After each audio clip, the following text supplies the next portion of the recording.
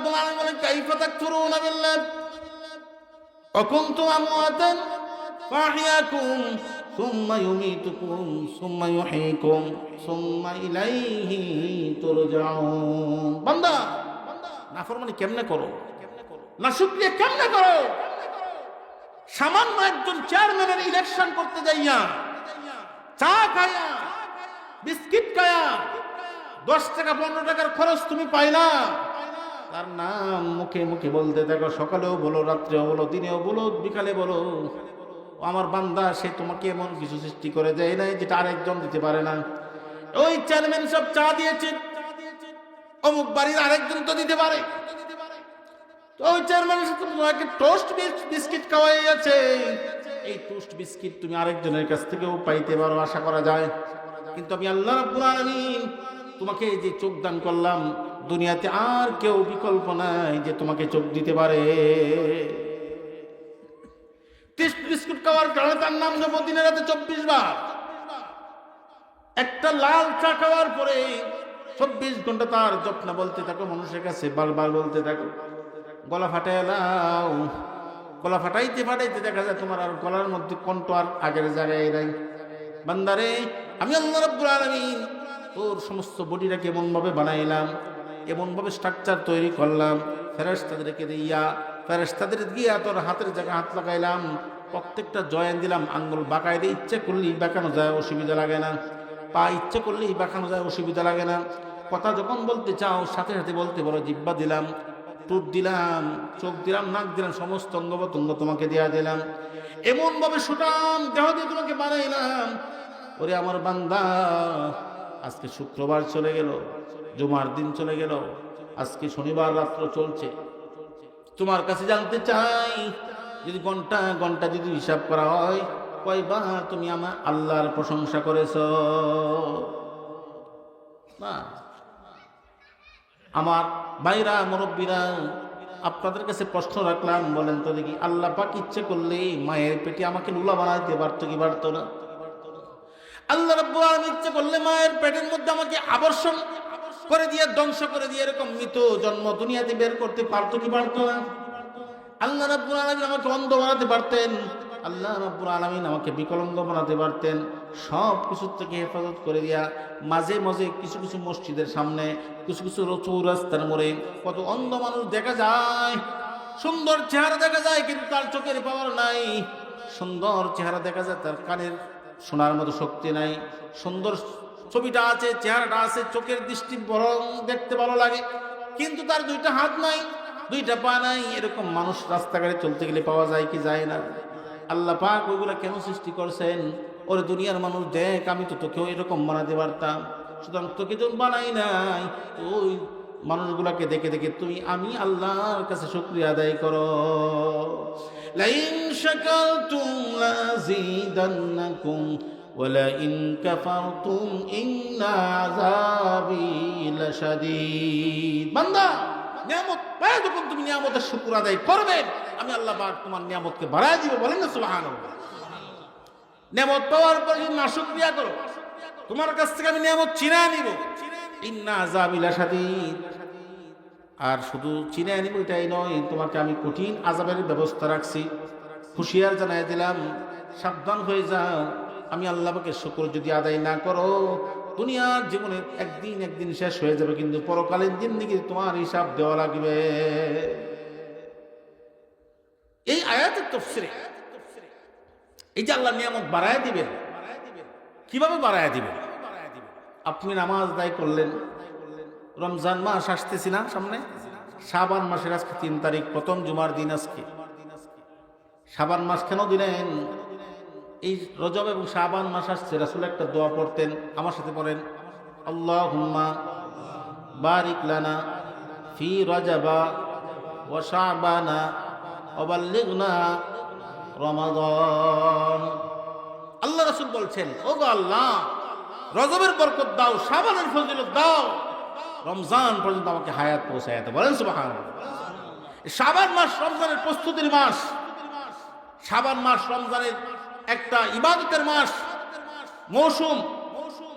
গ্রীষ্মকালে ধান তোলার মৌসুম, মানুষ তখন আত্মীয় স্বজনের বাড়ি বেড়াতেও যায় না, ফোন দেওয়ার সময় নাই, দান তুলতে হয়। বৃষ্টি তো নামে গেল, এদিক দিয়ে অন্ধকার দেখা যায়, মাথা পেরেশান, বন দল ইয়া করতে হবে, একসাথে করতে হবে। বনের ফুল কি দেয় আপনাদের, কি দেয় এই যে বন একসাথে করে যে পরে, হ্যাঁ ভাড়া দেয়। আমরা এরকম ফুঞ্জি দেয়, কিশোরগঞ্জে বলে ফুঞ্জি, বুঝছেন তো? এই শুকানো বন ভিজে গেল, ধান ভিজে গেল, পেরেশান। মৌসুম, ফসল তোলার মৌসুম, আর মুসলমানের আমলের মৌসুম হলো রমজান। বলেন সুবহানাল্লাহ। আর সেই মৌসুম যেহেতু আসতেছে, মৌসুম আসার আগে দেখবেন ডুলি ঠিক করে, ডুলি ছিলেন নি, ডুলি ধান রাখার জন্য গুলা ঠিক করে, বস্তা 15-20টা বস্তা এনে রেডি রাখে, ধান রাখতে হবে, প্রস্তুতি নিচ্ছে। মৌসুম আসতেছে, ধান রাখতে হবে বাড়িতে। রমজান আসতেছে, মৌসুম শাবান মাস, মৌসুম রমজান, এখন প্রস্তুতি নিতে হবে, ইমানের প্রস্তুতি, নামাজের প্রস্তুতি, রোজা রাখতে কিভাবে রাখতে হবে, যাবতীয় প্রস্তুতি নিতে হবে। এখন উপযুক্ত সময়। সেই আল্লাহ রাব্বুল আলামিন বলতেছেন, বান্দা নিয়ামতের শুকর আদায়কে নিয়ামত বাড়ায় দেই। তুমি যদি নামাজ আদায় করে শুকর আদায় করো, আমি আল্লাহ পাক তোমাকে আরো বেশি নামাজ পড়ার মতো সময় সুযোগ করে দিব। বলেন সুবহানাল্লাহ। এটা হলো নিয়ামত বাড়ায় দাও। রোজা রাখলা, রোজা রাখার পরে নিয়ামতের শুকর আদায় করলো। আল্লাহ ভাবছিলাম বুঝি রোজা রাখতে পারো না, শরীরের যে অবস্থা, রোজাটা তুমি রাখাইছো, তোমার অত্যন্ত প্রশংসা, আলহামদুলিল্লাহ। আল্লাহ রাব্বুল আলামিন বলবেন, ও বান্দা, একটা রোজা রাখে যদি তুমি আমার প্রশংসা করতে পারো, দিনে রাখো, আমি বাকি 29টা বা 30টা যে কটাই হয় সবগুলাই তোমাকে আমি রাখার সুযোগ করে দিই। বলেন সুবহানাল্লাহ। অনেকে আগে ভঙ্গি ধরে, গ্যাস্ট্রিকের সমস্যা, ভঙ্গি ধরে, গ্যাসের সমস্যা, বেশি না খায় থাকতে পারে না। যত না রাবানা কথা, মানে ফাঁকিবাজি, মক্করবাজি, সব দেখবেন এই সময় পর্দাশীল হয়েছে। সব এমন পর্দা, বউর পর্দা নাই, হোটেলে যে পর্দা আছে, বউ রাস্তাঘাটে আসে, মেয়ে রাস্তাঘাটে ঘুরছে, রমজানের পবিত্রতা নাই। 20 রমজান পার হলে তো মার্কেটে গিয়ে হুজুর ঢুকতে পারে না, হুজুর জায়গাতে হয় না, আমার ম্যাডাম আইতেছে, এমন একটা অবস্থা। আর হোটেলে খুব পর্দা, একদম কালো পর্দা। এই যে ফাঁকিবাজি অবস্থা, এই সমস্ত করে কি আল্লাহর কাছে জবাব দেওয়া যাবে? আল্লাহ পাক এই জন্যই আমাদের সৃষ্টি করেছিলেন। যাই হোক, আমি যে আয়াতগুলো তেলাওয়াত করেছি, আল্লাহ পাক বলছে, বান্দা কিভাবে আমার সাথে নাশুকরিয়া করো, নাফরমানি কেমনে করো? তোমার তো কোনো অস্তিত্বই ছিল না, পরিচয় দেওয়ার মতো কোনো অবস্থাই তোমার ছিল না। এখানে যারা উপস্থিত আছেন, যদি আপনাদের বয়স 60 হয়, 60 বছরে 1 ঘন্টা আগে আপনার কি নাম আছেন? আপনার বয়স যদি 40 হয়, 40 বছরে একদিন আগে আপনার কি কেউ সালাম দিত নেই? আপনার তো কোনো অস্তিত্বই ছিল না। আল্লাহ রাব্বুল আলামিন এই কথাটা বোঝাতে চান, অস্তিত্বহীন অবস্থা থেকে তোমাকে অস্তিত্ব দিলাম, অস্তিত্বহীন অবস্থা থেকে এমন ভাবে তোমাকে বের করলাম, এমন ভাবে তোমাকে পরিচয় দিয়ে দিলাম। আজকে তুমি আলেম হয়েছো, আজকে তুমি মাস্টার হয়েছো, আজকে তুমি এরকম এমপি মন্ত্রী হয়েছো, ইঞ্জিনিয়ার হয়েছো, কৃষক হয়েছো, দোকানদার হয়েছো, ব্যবসায়ী হয়েছো, তোমার একটা পরিচয় আছে। কিন্তু এই পরিচয়ের পিছনে তোমার কার কারিশমা, এটা তুমি কবর রাখনি। এই পরিচয়ের পিছনে কার মেহনত, এই পরিচয়ের ভিতরে তোমাকে কার সুযোগ সুবিধা দেওয়ার ক্ষেত্রে কার সিংহভাগ ভূমিকা ছিল, এটা তুমি পরিচয় নিছনি। সুতরাং ও আমার বান্দা, আমি আল্লাহ পাককে অস্বীকার করিও না, সক্রিয় করিও না। সকাল থেকে সন্ধ্যা, সন্ধ্যা থেকে সকাল তুমি মনে রাখিও, আমি আল্লাহ রাব্বুল আলামিন তোমার জন্য রহমতের ছায়া দান করে তোমাকে দুনিয়ার মধ্যে চালাইতেছি। আপনি কি বলেন? আপনি দূরে আসলেন না, ক্ষমতার শক্তি বেয়ে আসতে পারছেন না, টাকার বিনিময়ে আসতে পারছেন না, কোনো কিছুর বিনিময়ে আসতে পারে নাই। আল্লাহ পাক আনছেন কারণেই আমি আসতে পেরেছি। আলহামদুলিল্লাহ বলেন না? আপনার আমার মতো কত মানুষ রাস্তা দিয়ে হাঁটছেন, নামাজের জন্য যাচ্ছে, হঠাৎ করে রাস্তায় হুচট খেয়ে পড়ে গেছে, হাসপাতাল চলে গেছে। অনেক মানুষ বয়ান করতেছে, বয়ানের চেরে বসে ইন্তেকাল করেছে। জুমার খুতবা দিচ্ছেন, এরকম অবস্থায় আল্লাহ রাব্বুল আলামিন ডাকে সারা দিয়ে কালিমা পড়তে পড়তে তিনি ইন্তেকাল করেছেন। এরকম মানুষ, কত মানুষ আছে রাস্তাঘাটে পড়ে যায়, সামান্য একটু ধাক্কা লেগে সে মারা যায়, সে কল্পনাও করতে পারে না এই ধাক্কার কারণে সে মরার কথা না। কিন্তু আল্লাহ রাব্বুল আলামিন বলেন, বান্দারে তোমার মৃত্যুটা আমি আল্লাহ রাব্বুল আলামিন এত কাছে দান করেছি, তুমি একটুবার চিন্তা করো না, চিন্তা করে দেখো আমি আল্লাহ রাব্বুল আলামিন তোমাকে হাওয়া দিয়া এমনভাবে তোমার দেহের ভিতরে একটা ফু দিছি, এই ফুটা যতক্ষণ আছে ততক্ষণ তুমি বাসমান চলতেছ।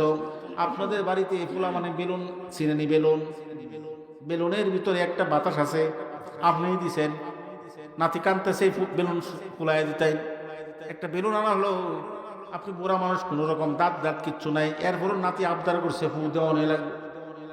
নাতির আবদার রাখতে গিয়ে বেলুনের ভিতরে কোন রকম ফু দিয়েছেন, ফু তো আমরা রাখতে পারেন না, কারণ বেড়া নাই, দাঁতের ফাঁয়ে ফুয়ে বাইর হয়ে যায়। 5 বার 6 বার 10 বার ভরে গিয়ে মোটামুটি একটু বেলুনটা ফুলছে, এই বেলুনটা এরপরে সে নিয়ে খেলাধুলা করে, ছেড়ে দেয় আবার উঠতে থাকে, আবার ছেড়ে দেয় আবার উঠতে থাকে। আল্লাহ রাব্বুল আলামিন আদম আলাইহিস সালামকে সৃষ্টি করে আল্লাহ তাআলা এই আদম আলাইহিস সালামের ভিতরে একটা ফু দান করেছেন, আর এই ফুটাই হলো আমার জীবন জিন্দেগি। বলেন সুবহানাল্লাহ। আমি হাঁটছি, চলছি, ঘুমাচ্ছি, কাটছি, সব কিছুই করতেছি, এই ফুর বাতাসটা যেটা আছে এটা বের হলেই আমি বেলুনের মতো মাটিতে পড়ে যাব। বেলুনের ফুরটা আছে, কখন যে বের হয়ে যায়, কখন যে আমার ফুটা বের হয়ে যায় কোনো গ্যারান্টি নাই। ডাক্তার রুগী দেখে, এই রুগী দেখতেছে, ডাক্তার ওষুধ দিচ্ছে, এভাবে চলতে হবে, এভাবে ওষুধ খাইতে হবে, নিয়ম মানতে হবে, আর না হয় আপনি বাঁচতে পারবেন না। পরবর্তী আরেক ডে 1 মাস পরে আপনি আসবেন, আসার পরে দেখা গেল ডাক্তার মারা গেছে, ডাক্তার নাই। মাইকিং হচ্ছে, আগামীকাল অমুক সময় জানাজার নামাজ হবে, ইন্না লিল্লাহি ওয়া ইন্না ইলাইহি রাজিউন। জানাজার নামাজ আসরের সময় হয়ে গেল, আসরের নামাজের পরে আবার মাইকিং আরেকটা শোনা যায়, বলা হচ্ছে ডাক্তার সাহেবের জানাজার নামাজের জন্য যিনি মাইকিং করছিলেন উনি হঠাৎ করে ইন্তেকাল করেছেন তার জানাজার নামাজ এসার পরে। আচ্ছা বলেন তো, আপনাদের কাছে জানতে চাই, যে ব্যক্তির প্রথম মাইকিং করেছিলেন সে কি জানতো ডাক্তারের পরে জানাজাটা আমার হবে? জানতো নাকি? জানতো না। এই জন্য মৃত্যুর কথা যদি মানুষ স্মরণ না করে তার দ্বারা ক্ষেতের আইল কাটার অসুবিধা নাই। আর একজনের গাছ কাটতে গেছে, ধান কাটে লয়ে আসছে, আমার বাসা বুঝেন কিনা আল্লাহ জানে, মাছ ধরে যে এটা কি করা হয়? হ্যাঁ, জাল তো আছে, আর একটা আছে যে এই, হ্যাঁ ছোট্ট এরকম থাকে, এদিক দিয়েও আইল থাকে, এদিক দিয়েও আইল থেকে মাটি দেয়, আর এটা বয়ার তো এদের মাছ ঢুকে, আমরা তো সব উন্নিয়া কয়। হ্যাঁ হ্যাঁ হ্যাঁ, ময়মনসিংহ কিশোরগঞ্জে উন্নিয়া বলে। মাছ তুলতে গেছে, এখন সাথে হের আরেক সাসাতো ভাইয়ের করে পুরাতো ভাই আরেকটা ফাঁকতে তো গেছে, এই ফাঁসার দূরা হেরটা আমাদের মাছ লাগছে না, কিন্তু হেরটা বলে গেছে, কেউ তো নাই, আচ্ছা কাম করেই ফেলায়, মাছও কি আল্লে হাস এটা কার লাগছে, কেমন বুঝেন? হইতেছে না, আমি মিথ্যা কথা বলতেছি, আল্লাহ মিথ্যা কথা বলতেছি। আল্লাহ কেতের আইল কাটতে কাটতে, কেতের আইল লাইন কিছু বাসা শিখতে যাই, কেতের আইল বা লাইন কাটতে কাটতে কাটতে কাটতে মোটামুটি আর আইল বলতে কিছু নাই, শেষ। হাজি সাহেব মানুষ, প্রথম কাতারের মুসল্লি না, গুনাহ তো সে বুঝেই না, আমার জীবনে তো গুনাহ নাই, গুনাহ কি জিনিস আমি বুঝি না, কিন্তু এর পরেও খালি আমার এই মুসিবত। গত বছর হজ করে আসলাম, এর আগের বছর হজ করে আসলাম, সিল্লা দিলাম, ওয়াজের কাতারের সামনে কাতারে থাকলাম, মসজিদে সবার আগে টাকা দিয়ে প্রথম কাতারে নামাজ পড়ে, গুনাহ চিনে না, জিজ্ঞেস করা হলো কেতে আইল্লাতে কাটছুন, তো এটা তো কোদাল দিয়ে কাটতে গিয়ে একটু বেশি কম হয়ে গেছে। সাবধান থাকতে হবে, এই কেতের একটু মাটি যে আমি কেটে দিলাম, এই কেটে দেওয়ার পরে এই মাটির বোঝা নিয়ে আমাকে হাসরের মাঠে ঘুরতে হবে, যতক্ষণ পর্যন্ত ওই সাথের ক্ষেতের মালিক তার কাছ থেকে আমি মাফ দিতে না পারবো, ততক্ষণ পর্যন্ত আল্লাহ আমাকে মাফ করবে না।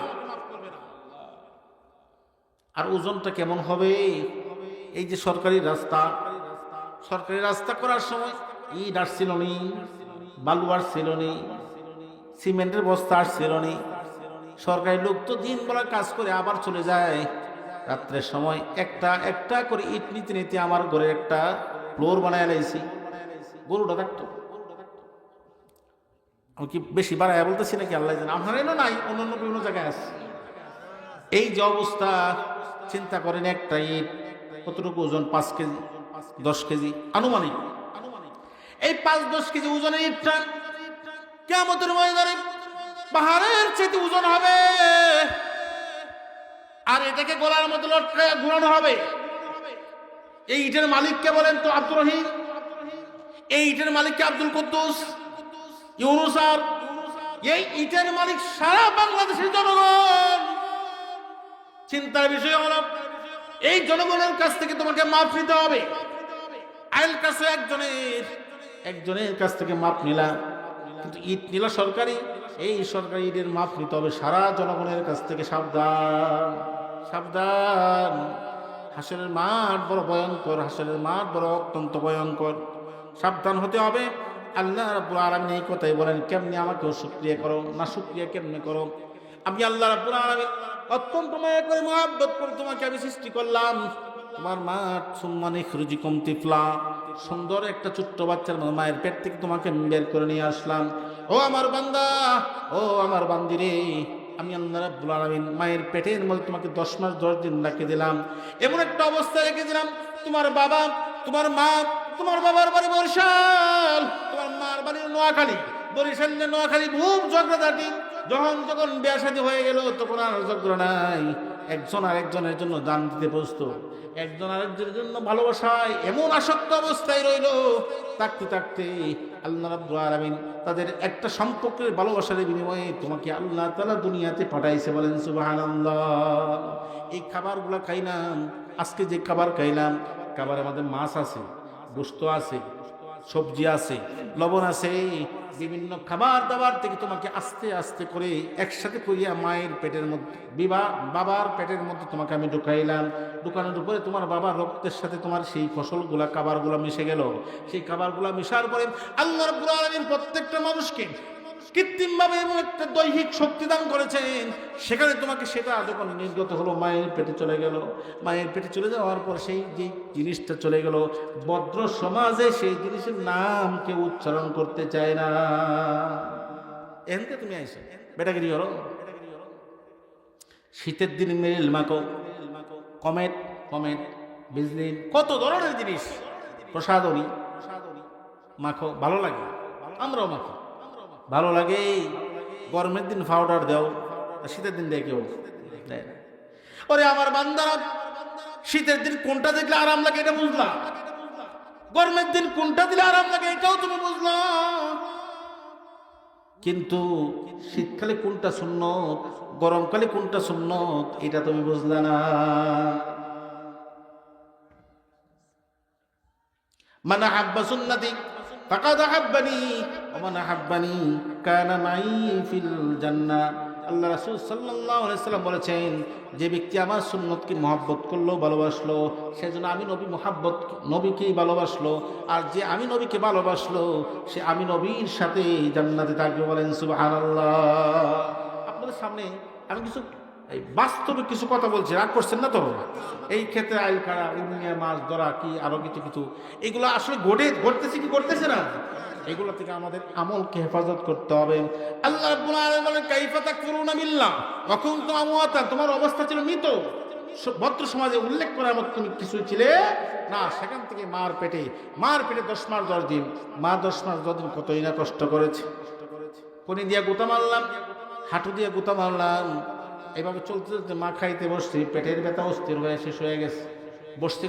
বসতে গেলে শুইতে পারে না, শুইতে গেলে বসতে পারে না। এভাবে দিনগুলা যখন অতিবাহিত করতেছে, সে অতিবাহিত অবস্থা থেকে যখন তোমার প্রসব বেদনা শুরু হলো, তুমি অস্থির হয়ে গেলে, চিৎকার করতেছে, দাঁতে কিরমির করছে, মুখটাকে জামি লাগাইয়া, যাতে মানুষের শব্দ কোনো মানুষের কণ্ঠের কানের মধ্যে পৌঁছে না যায়, লজ্জা লাগবে, লজ্জাবোধ করে সে নিজের কষ্টকে কামড় খেটে নিজের মধ্যে আবদ্ধ করে রাখছে। আল্লাহ রাব্বুল আলামিনের হুকুমে সেই সন্তানটা উল্টে গিয়া মাথাটা নিচের দিকে, পা গুলা বুকের দিকে উঠে গেছে। যখন সন্তানটা মায়ের পেট থেকে বের হওয়ার সময় চলে আসছে, মায়ের কলিজার মধ্যে দুটো লাথি এমন জোরে মারছে, মা চিৎকার করে উঠে আর তার শাশুড়িকে ডাকতে থাকে, মাকে ডাকতে থাকে। এই অবস্থায় দাদি নানি যারা আছে তারাও কাছে থাকে। কাছে থাকা অবস্থায় তার মাথা পা শরীরের মধ্যে তারা এরকম ভাবে তাকে সহযোগিতা করতে থাকে। কষ্টের কারণে সে মাথার চুলের মধ্যে কামড়ে মেরে হাতে এমন মুষ্টি মেরে ধরে চুলগুলো যেমন ছিঁড়ে ফেলবে। এই কষ্ট করতে করতে সন্তান দুনিয়াতে আগমন করলো, রক্তপাত হয়ে গেল। সন্তান দুনিয়াতে আগমন করে মা বেহুশ হয়ে পড়ে রইল। যখন সন্তান দুনিয়াতে আগমন করে, ডাক্তার নার্স অথবা যারা দাইমা যারা থাকতো তার সন্তানের বুকের মধ্যে চাপ দেয়, সন্তানকে লাড়া দেয়, সন্তানকে এরকম ভাবে উল্টো করে নাড়াচাড়া করে। এমনি সন্তানের ভিতর থেকে কান্না চলে আসে। যখন মা সন্তানের কান্নাগুলা শুনতে পারে সাথে সাথে মা শীতল হয়ে যা বলেন সুবহানাল্লাহ, লা ইলাহা ইল্লাল্লাহু মুহাম্মাদুর রাসূলুল্লাহ। সন্তানকে বুকে জড়ায় ধরে, সন্তানকে এমন আদর করে তার সমস্ত শরীরে অনেক মায়ের পেট থেকে বের হয়ে আসার পরে একটা মোটামুটি সুতি কাপড় দ্বারা পেঁচাইয়া মায়ের কাছে যখন দেয়, মা সমস্ত কষ্ট বলে যা বলেন সুবহানাল্লাহ। সন্তানকে সে কাছে অত্যন্ত আনন্দিত। যে সন্তান যেন 10.5 মাস কষ্ট করলো, সেই সন্তান যখন মাকে কষ্ট দেয় মা তখন কান্না করে। দুনিয়াতেও যেরকম মা সন্তানকে ছোটবেলায় কান্না করায়, খাইতে পারে না মা কান্না করে, আমার ফুটটা খায় না, দৌড়াইতে থাকে, একটু খা একটু খা। মা 2 সময় কান্না করে। কয় সময় কান্না করে? মুরব্বীরা একটু দিকে লক্ষ্য করেন, কয় সময় কান্না করে? 2 সময় কান্না করে। একটা হলো প্রসব বেদনায় কান্না করে, আর একটা সন্তান যখন ছোট অবস্থায় থাকে, সেই ছোট অবস্থায় সন্তান খায় না, সন্তানের চেহারাটা মলিন হয়ে গেছে, শুকায় গেছে, এই সমস্ত চিন্তা করতে করতে কান্না করে। আবার যখন মা বৃদ্ধ হয়ে যায়, সন্তান মার কবর না নেওয়ার কারণে কান্না করে। বউয়ের খুশিতে, বউয়ের আনন্দে। জি জি জি বলেন নারায়ে তাকবীর, নারায়ে তাকবীর। আজকে আমাদের একটা 4 দিন হুজুরকে আমি কথা শেষ করে দিচ্ছি। আজকে আমাদের এই মাহফিলের প্রধান আকর্ষণ, প্রধান মেহমান চলে আসছেন। কিছুক্ষণের মধ্যে উনি আলোচনা করবেন। যারা এদিক সেদিক আছেন সকলে চলে আসেন। আমরা ওনার মাধ্যমে আলোচনা শেষ করে আখিরি মোনাজাত দিয়ে ইনশাআল্লাহ বাড়িতে যাব। রাজি আছেন তো ইনশাআল্লাহ? আল্লাহ রাব্বুল আলামিন সেখান থেকে আমাকে জীবন দান করলেন। সুম্মা ইউহয়িকুম, তোমাকে আমি জীবন দিলাম, হায়াত দিলাম। এরপরে হায়াত দেওয়ার পরে কতটুকু হায়াত আপনাদের কাছে জানতে চাই। আপনারা তো জীবনে অনেক জানাজার নামাজ পড়ছেন, পড়ছেন না? মুরব্বীরা অনেক জানাজার নামাজ পড়েছেন, আমরাও আমাদের হায়াতে অনেক জানাজার নামাজ পড়েছি। আপনাদের কাছে জানতে চাই, বলেন তো দেখি কোন জানাজার নামাজের আজান একামত হয়েছে নি? ফজরের সময় আজান হয় পরে একামত হয়, জোহরে আসরে মাগরিব এশায় আজান হয় পরে একামত হয়।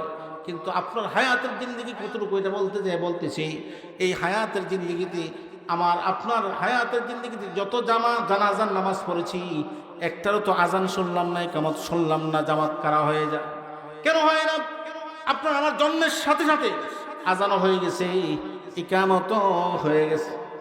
আজান হয়ে যাওয়ার কিছুক্ষণ পরে নামাজের সময় হয়। নামাজের সময় হয়ে যাওয়ার সাথে সাথে মুয়াজ্জিন সাহেব একামত দেয় না? একামত দেওয়ার পরে আপনাদের কাছে প্রশ্ন হলো, ইকামত দেওয়ার পরে কয় মিনিট পরে নামাজ শুরু হয়, কয় ঘন্টা পরে নামাজ শুরু হয়? 50 সেকেন্ড, 1 মিনিট। কাতার সোজা করি, সোজা হয়ে দাঁড়ায়, মোবাইল বন্ধ রায়। কিন্তু একটা কথা ইমাম সাহেব মাঝে মাঝে বলে, এই 30 সেকেন্ড 50 সেকেন্ড সময়। এরপরে ইমাম সাহেব বলে আল্লাহু আকবার। জানাজার নামাজের সময়টা আজান আমার হয়ে গেছে জন্মের সাথে, ইকামতও হয়ে গেছে জন্মের সময়। এখন জন্মের পর থেকে ইকামত হয়ে যাওয়ার পরে যেরকম মসজিদে ফজরের নামাজের সময় ইমাম সাহেব আল্লাহু আকবার 50 সেকেন্ড পরেই বলে দেন, আপনার আমার জিন্দেগির সময়টাও ইকামতের পরে জামাতের আল্লাহু আকবারের মাঝখানের 50 সেকেন্ডের সময়। সুবহানাল্লাহ, বাহাদুরি করি, আগামীতে এটা করবো, চিন্তা করি না, ইনশাল্লাহ বলি না, এই করবো সেই করবো। এক বিল্ডিং করছি, রড বের করেছি, আরেক তলা করছি, আবার রড বের করেছি, আরেক তলা করছি, আবার রড বের করেছি। চলছে জিন্দেগি, চিন্তা নাই আমার মরতে হবে, কবরে যেতে হবে। কবরে যাওয়ার পর কেউ আমার সাথী হবে না, কেউ আমার সঙ্গে যাবে না, এই চিন্তা আমার নাই। সুম্মা ইউহয়িকুম, এরপর তোমাকে আমি জীবন দিলাম। জীবন দেওয়ার পরে এই দুনিয়ার জিন্দেগি শেষ করে সুম্মা ইউমিতুকুম, আবার তোমাকে মৃত্যুবরণ করতে হবে। মৃত্যুবরণ কেমনে হয়? রাসূলুল্লাহ সাল্লাল্লাহু আলাইহি সাল্লামের হাদিস, রাসূল বলেছেন, আজরাইল কেন জিবরাইল কেন আসছো? সালাম দিয়ে আসসালামু আলাইকুম ইয়া রাসূলুল্লাহ। জিবরাইল সালাম ঘরে ঢুকলেন আর বলছেন, ইয়া রাসূলুল্লাহ, আমি তো আপনাকে কাছে আসছি, আমার সাথে আরেকজন মেহমান নিয়ে আসছি, তার নাম আজরাইল। আপনাকে আল্লাহ রাব্বুল আলামিন সালাম দিয়েছে, এখন আপনার ইচ্ছা, যদি আপনি চান যেতে পারেন, আর আল্লাহ পাক চান আপনি চলে যান, আপনার ইন্তজার আল্লাহ রাব্বুল আলামিন করছে, তাই নাকি? আমি যদি যেতে না চাই তাহলে আজরাইল ফিরে যাবে। ও জিবরাইল, তোমার কাছে জানতে চাই, যদি আমি যেতে না চাই আবার কিছুদিন পরে আবার আজরাইল আসবে নি? হ্যাঁ, আজরাইল আসবে। তার মানে আমি যতদিন চাই একবার না একবার আজরাইল আসবেই, আমাকে নিয়ে যাবে। সুতরাং দেরি করার দরকার নাই, অনুমতি দাও, আজরাইল ঘরে প্রবেশ করে। বলেন সুবহানাল্লাহ। আজরাইল বুকের উপর হাত রাখলেন। এই আজরাইল, কি রাখছো রে আমার বুকের উপরে? রাসূল বলতেছেন, আজরাইল বললেন, ইয়া রাসূলুল্লাহ, ইয়া হাবিবাল্লাহ, আমার হাতটুকু মাত্র রাখলাম। আল্লাহর নবী বললেন, এ আজরাইল, তোর হাতটুকু আমার বুকের উপর রাখার পরে আমার অনুভব হচ্ছে, মনে হচ্ছে উহুদ পাহাড়টাই তুলে এনে আমার বুকের উপরে রেখে দিছ। আল্লাহ নবীর কাছে সাহাবায়ে কেরাম প্রশ্ন করলেন, ইয়া রাসূলুল্লাহ, মৃত্যুর ব্যাপারে একটু বলেন না আমাদেরকে, বদকারের মৃত্যু কেমন হয়, নেককারের মৃত্যু কেমন হয়? রাসূল বলেছেন, তোমাদের বাড়িতে ছাগল আছে নি? ছাগল? হ্যাঁ হুজুর আছে। এই ছাগলটাকে জবাই না কইরা চামড়াকে আলাদা করা হয়, ছাগল কি করবে? সাহাবায়ে কেরাম বলে, ইয়া রাসূলুল্লাহ, জবাই না করে যে চামড়া আলাদা করা হয়, আর সেই ছাগল ছটফট করতে থাকবে, লাফাইতে থাকবে। নবীজি বলেছেন, ওগা আমার উম্মতরা, সাহাবীরা জেনে রাখো, আজরাইল যদি আসে আর সে যদি বদকার হয়, তার জান কবজ করার সময় তার চাইতেও 1000 গুণ ছটফট তার করতে হবে। নেককার যদি হয় কি হবে? তোমাদের বাড়িতে আটা আসেনি, ময়দা আসেনি? ময়দা থেকে ভিতরে যদি একটা চুল দেখা যায়, চুলটা টান দিলে কি রুডো ভিজতে এরকম ড্রেজার আনতে হয়? এই চুলটা আঙ্গুলের ইশারা টান দিলে সেই ময়দা থেকে চুলটা বের হয়ে যায়। আর যখন নেককারের মৃত্যু হয়, আল্লাহ রাব্বুল আলামিন জান্নাত থেকে নতুন জামাই যেরকম বরযাত্রী হিসেবে আসে, আসার পরে ছেলেরা মেয়েরা যেরকম ফুলের মালারে মিষ্টি নিয়ে শরবত নিয়ে গেটের মধ্যে দাঁড়ায় থাকে, আল্লাহ রাব্বুল আলামিনের বান্দা যখন নেককার হয়, ওই নেককারকে বরণ করার মতো আল্লাহ তাআলা জান্নাত থেকে গেলমান এরকম পাঠায়া দিয়ে তাকে বরণ করতে নিয়ে আসে। বলেন সুবহানাল্লাহ। সে যখন তাদের দিকে তাকান, ভালোবাসার দিকে তাকান, তাদের দেখতে দেখতে এর ভিতর থেকে জান কবজ হয়ে যায়, সে তেরো পায় না। এরকম নেককার হওয়ার দরকার আছে না নাই? নেককার হওয়ার জন্য আজকের মাহফিল, নেককার হওয়ার জন্যই আজকের মাহফিল। নেককার হওয়ার জন্য যদি আজকের মাহফিল হয়ে থাকে, এই মাহফিল থেকে আমরা যা শিখলাম তা আদায় আমল করবো নি। না ওয়াজ করেন হুজুর, ওয়াজ খুব মজা লাগে, নামাজ মজা লাগে না। ওয়াজ করেন হুজুর, খুব মজা লাগে, এত বয়ান, আগামী তো আসবেন আরো হাদিয়া বাড়াই দেবেন, কিন্তু রোজা মজা লাগে না। ওয়াজ খুব মজা লাগে, আমল মজা লাগে না। ও আমার ভাই, আপনাদের সাথে আমার কোনো রক্তের সম্পর্ক নাই, দিনই সম্পর্ক। জেনে রাখেন, আপনাদের কাছে অনুরোধ করে যাই, দৈনিক কয় ওয়াক্ত নামাজ? 5 ওয়াক্ত নামাজ। দিনের বেলা কয় ওয়াক্ত? 2 ওয়াক্ত, জোহর আর আসর। রাতের বেলা কয় ওয়াক্ত? মাগরিব আর এশা 2 ওয়াক্ত। আল্লাহ রাব্বুল আলামিন রাসূল বলেছেন, 5 ওয়াক্ত নামাজ জামাতের সাথে আদায় করার কারণে তার শরীরে কোনো গুনাহ থাকে না। এই 5 ওয়াক্ত নামাজকে বন্টন করতে যাইয়া কিতাবের মধ্যে লেখা হয়, জোহরের নামাজ আর আসরের নামাজের ফরজ কয় রাকাত? জোহরের 4 এবং আসরের 4 কয় রাকাত হলো? 8 রাকাত। জান্নাতের দরজা কয়টা? 8টা।